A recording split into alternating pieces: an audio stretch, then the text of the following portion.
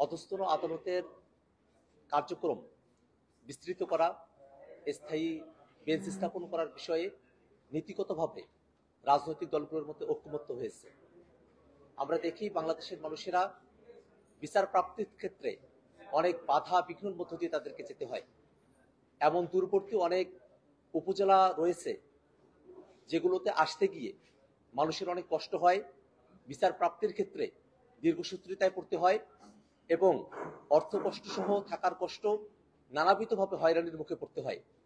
সে জায়গায় অধস্তন আদালতকে উপজেলা পর্যায় পর্যন্ত বিস্তৃত করা, সম্প্রসারণ করার এই প্রস্তাবের সঙ্গে আজকে রাজনৈতিক দলগুলো ঐক্যমত্য হয়েছে। একই সাথে কিছু কনসার্ন রাজনৈতিক দলগুলোর পক্ষ থেকে এসেছে।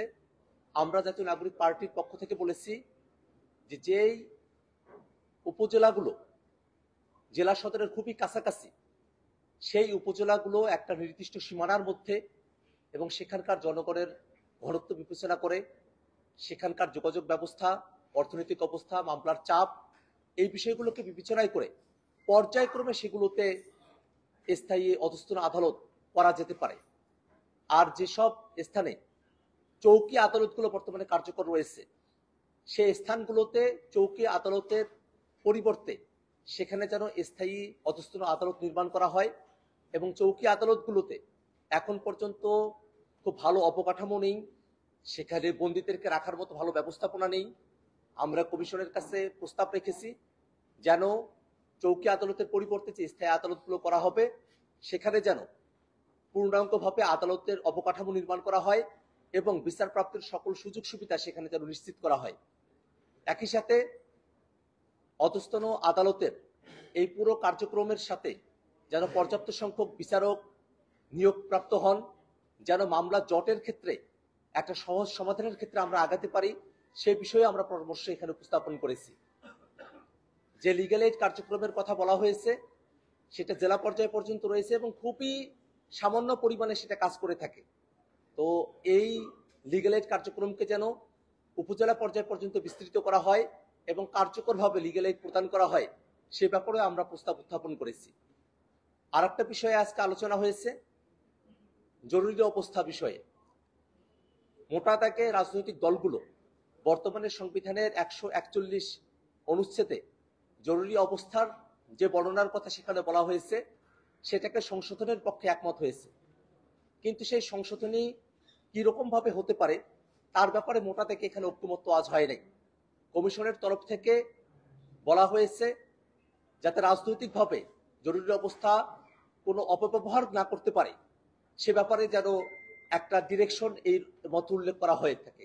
আবার একটা জিনিস বলা হয়েছে, মানুষের যে মানবাধিকারের জায়গাগুলো রয়েছে, নাগরিক অধিকারের জায়গাগুলো রয়েছে, সেটাকে যেন ক্ষুণ্ণ করা না হয়।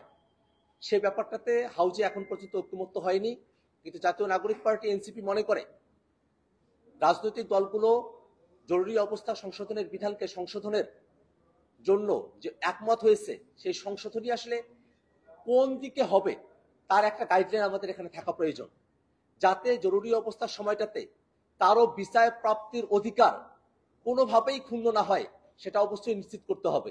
একই সাথে মৌলিক অধিকারগুলোর ক্ষেত্রে, মানবাধিকারগুলোর ক্ষেত্রে কোন কোন মানবাধিকারকে অবশ্যই জরুরি অবস্থার সময়টাতেও কার্যকর রাখতে হবে, সে ব্যাপারটা নিয়ে আমাদের মধ্যে আরো বিস্তারিত আলোচনা হওয়া প্রয়োজন বলে আমরা মনে করি।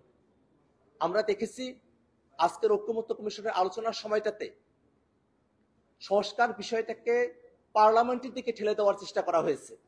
জাতীয় নাগরিক পার্টি এনসিপি মনে করে সংস্কারের ম্যান্ডেট এই সরকারের হাতেই রয়েছে।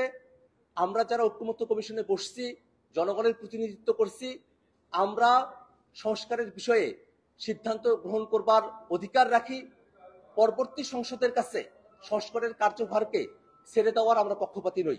অবশ্যই জুলাই সনদকে নিছক একটি ডকুমেন্ট হিসেবে, নিছক একটি দলিল হিসেবে উপস্থাপন করার যে চিন্তা অনেকের মধ্যে প্রকাশিত হয়েছে, আমরা তার বিপক্ষে অবস্থান করি এবং আমরা মনে করি যে জুলাই সনদের মধ্য দিয়ে যে মৌলিক সংস্কারের রূপরেখা বাস্তবায়িত হবে সেটা বাংলাদেশের সামনের রাজনীতিকে নির্ধারণ করবে, সামনের বাংলাদেশের কাঠামোকে নির্ধারণ করবে এবং সেই কাঠামোকে কিভাবে বাস্তবে রূপান্তরিত করা যায় রেকটিফিকেশনের পদ্ধতি কি হতে পারে সেই ব্যাপারে যদি কেউ শুধুমাত্র সংসদের উপরে নির্ভর করতে চায় এবং ঐক্যমত্য কমিশন যদি পার্লামেন্টের দিকেই তাদের আলোচনাকে অগ্রগতি করতে থাকে, সেক্ষেত্রে অবশ্যই আমরা মনে করব যে আমাদের এই যে গোটা আলোচনা, ঐক্যমতের আলোচনা, সে আলোচনা অবশ্যই কার্যকর হবে না। সেক্ষেত্রে আমাদের পরামর্শ হলো অবশ্যই বাংলাদেশে নতুন কাঠামোকে বাস্তবায়ন করতে, নতুন বন্দোবস্তকে বাংলাদেশের রাজনীতির জন্য কার্যকর করতে গণপরিষদ নির্বাচন আয়োজন করতে হবে।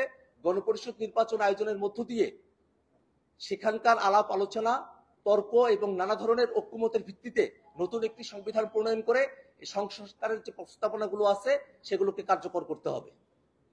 ধন্যবাদ। Immigration to Canada. We provide the best quality service and solution for Canada immigration. Please visit our website and contact for details.